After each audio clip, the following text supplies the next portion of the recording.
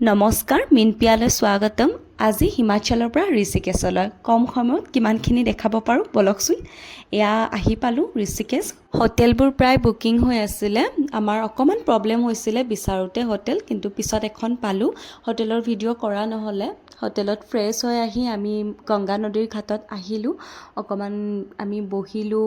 ওচৰত প্ৰায় মানুহবিলাকে গিটাৰ চিটাৰ লৈ গান চান গাই থাকে, খুব ভাল লাগে। এটা ধুনীয়া পৰিৱেশ আৰু আমি পৰিৱেশটো এনজয় কৰিলোঁ। কৰি তাৰপিছত আমি আকৌ ৰামঝোলাৰ ফালে গ'লোঁ। ৰামঝোলাখন পাৰ হৈ আহি আনটো পাৰে এই শিৱ মন্দিৰটো পায়। খুব ধুনীয়া মন্দিৰ। এই মন্দিৰটোতে আমি বহুত টাইম বহিলোঁ। প্ৰায় ৰাতি 11টামান বাজিছিলে। মানুহো কম হৈ গৈছিলে, ভিৰ নাছিলে। তাই আকৌ অকণমান এই ঘাটটোতে বহিলোঁ। প্ৰায় 12:30টামান বজাৰ পিছত আমি আকৌ হোটেললৈ গ'লোঁ। যিহেতু আমাৰ নেক্সট দিনাখন আকৌ ঘাটলৈ যোৱাৰ প্লেনিং আছিলে। আমাৰ তাৰে লোকেল মানুহ এজনে কৈছিলে খুব ধুনীয়া ঘাট এটা আছে।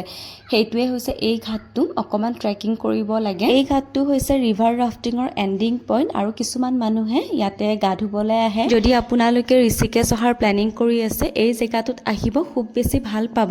জেগাটোৰ লোকেশ্যন লাগিলে আমাক কমেণ্ট কৰিব, নাইবা ইনষ্টাগ্ৰামত মিনপিয়া একাউণ্টত DM কৰিব, আমি ৰিপ্লাই কৰি দিম।